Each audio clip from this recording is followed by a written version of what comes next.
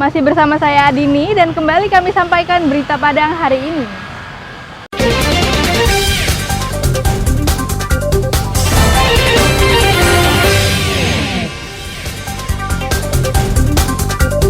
Tolak pemasangan kanopi, pedagang unjuk rasa ke DPRD Bukit Tinggi. Tak pakai helm dan tak punya SIM, pengendara motor nekat melintas depan polisi. HUT Mentawai ke-23, masih banyak pekerjaan rumah yang harus diselesaikan untuk mensejahterakan rakyat.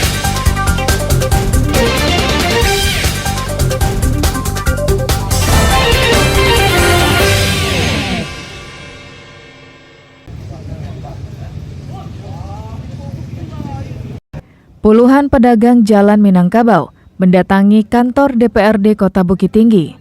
Mereka meminta anggota dewan menghentikan pembangunan proyek pemasangan kanopi di sepanjang Jalan Minangkabau. Aksi tersebut dilakukan karena pedagang merasa aspirasinya tidak ditanggapi Pemko Bukit Tinggi. 4 hari sebelumnya, pedagang telah menggelar orasi di jalan, memprotes rencana pemasangan kanopi tersebut. Pedagang dan anggota DPRD berdebat dengan alot. Pedagang menuntut anggota DPRD memahami aspirasi mereka dan menentang pembangunan kanopi tersebut. Sedangkan anggota DPRD bersikukuh dan bertahan dengan aturan yang ada. Masyarakat, sayangi masyarakat. Jangan sampai anggota DPRD tua-tua. Kalau dikecewakan nafsu kami. Sekretaris Kota Bukit Tinggi yang awalnya tidak hadir, akhirnya datang ke DPRD. Namun, keinginan pedagang itu tidak dapat diputuskan sepihak oleh DPRD ataupun Sekda selaku Ketua Tim Anggaran Pemerintah Daerah. Alasannya, tuntutan tersebut harus dibicarakan dulu di tingkat Forkopimda. Kesimpulan dari saya bahwasanya semua ini akan saya bawa nanti ke dalam rapat Forkopimda. Kenapa? Karena rapat Forkopimda itu adalah salah satu materi yang akan kita bahas adalah tentang audit ini. Itu. Jadi tidak lebih dan tidak bukan, saya tidak bisa mendahului keputusan Forkopimda. Salah seorang pedagang mengungkapkan kekecewaannya terhadap kebijakan Wali Kota Bukit Tinggi yang melaksanakan proyek pembangunan kanopi tersebut. Tolong mundur keinginan wali kota, 2 langkah mundur. Sayangin masyarakat Bukit Tinggi, terutama Jalan Minangkabau.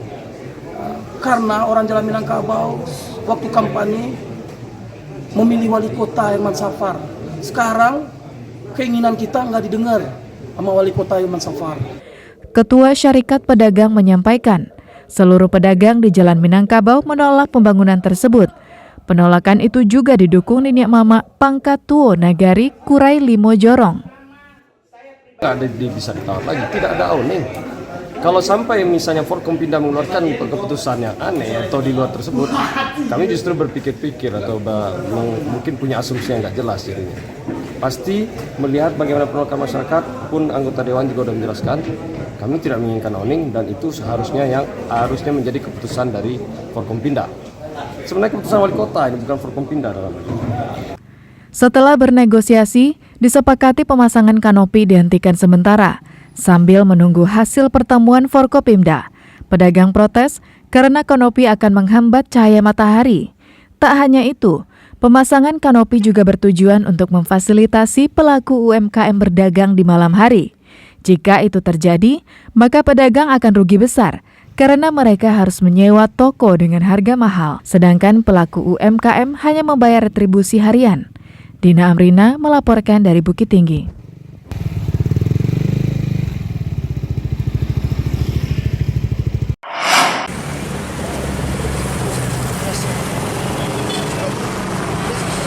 Entah apa yang ada di benak 2 pelajar putri ini. Mereka enak saja melintas di depan polisi di Jalan Simpang Tabing, Padang, tanpa menggunakan helm. Padahal, beberapa polisi sedang mengatur arus lalu lintas di pagi hari. Mereka pun dihentikan polisi untuk diperiksa. Selain tidak memakai helm, kedua pelajar putri ini juga tidak memiliki surat izin mengemudi. Tak ayal, polisi pun menahan kendaraan mereka dan memberikannya surat bukti pelanggaran.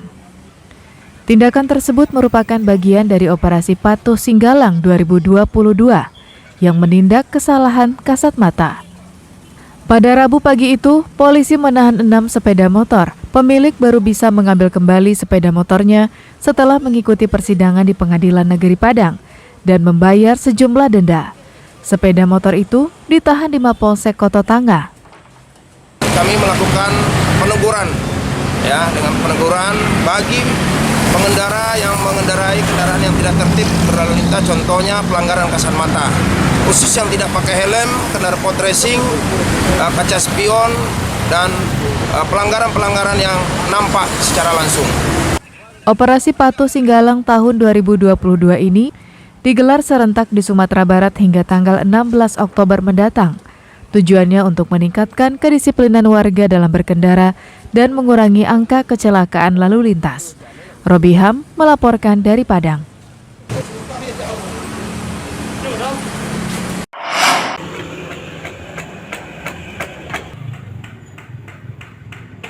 Kabupaten Kepulauan Mentawai berulang tahun yang ke-23. Tidak terasa, kabupaten yang dulunya merupakan bagian dari Kabupaten Padang Pariaman sudah menginjak usia lebih dari 2 dekade. Hanya saja, sampai kini, Kabupaten Kepulauan Mentawai masih masuk dalam kategori daerah tertinggal di Indonesia. Berbagai terobosan sudah dilakukan oleh para pemimpin dan banyak pembangunan fisik di Mentawai. Hanya saja, pencapaian itu masih dianggap kurang. APBD Mentawai tahun 2022 sebesar 883 miliar rupiah. Angka ini tergolong rendah untuk mengentaskan kemiskinan yang mencapai sekitar 13.000 orang atau 14,43% dari sekitar 90.000 jiwa penduduk Mentawai. Mentawai punya objek wisata yang mendunia. Ombaknya menjadi incaran peselancar dunia. Tiap tahun puluhan ribu wisatawan asing berselancar di Mentawai. Namun ternyata pariwisata hanya berkontribusi 0,7% dari PAD. Demikian juga dengan bidang pertanian, perkebunan, dan perikanan masih belum digarap maksimal, yang hanya menyumbang 2,6% dari pendapatan asli daerah. Walau demikian, Ketua DPRD optimis kendala tersebut harus dituntaskan dengan kerja keras untuk mewujudkan kesejahteraan masyarakat Mentawai. Ya, kita udah lihat banyak kemajuan untuk di Kabupaten Kepulauan Mentawai. Tentu di momen ulang tahun ini kita juga perlu introspeksi diri, melihat kira-kira apa yang belum tuntaskan kita kerjakan. Itu yang harus kita genjot ke depan untuk kita semakin kerja keras untuk mewujudkan pembangunan kesejahteraan masyarakat Kabupaten Kepulauan Mentawai. Sebagian besar warga yang berdomisili di kabupaten terluar di Sumatera Barat ini adalah pendatang dari Padang, Pariaman, Nias, dan Sumatera Utara. Mereka merasa nyaman tinggal di Mentawai karena saling bertoleransi untuk menjaga keharmonisan. Kita dapat melihat kekompakan masyarakat berbagai etnis suku, ada Minang, Batak, Nias. Mereka bergabung untuk bersatu untuk membangun Mentawai. Disinilah kita melihat bahwa masyarakat itu sekalipun mereka berbeda agama, berbeda suku, namun mereka tetap terikat oleh satu persatuan Kabupaten Kepulauan Mentawai. Jadi untuk kedepannya Mentawai akan lebih kuat jika setiap individu masyarakat bisa meningkatkan persatuan mereka dalam berbagai bidang. Pemekaran Kabupaten Kepulauan Mentawai bersamaan waktunya dengan beberapa daerah lain di Sumatera Barat, yakni Solok Selatan, Dharmasraya, Pasaman Barat. Namun 2 dekade berselang, hanya Mentawai yang masih berstatus daerah tertinggal. Kabupaten lainnya telah lama meninggalkan status tersebut. Beni Eka Putra melaporkan dari Mentawai.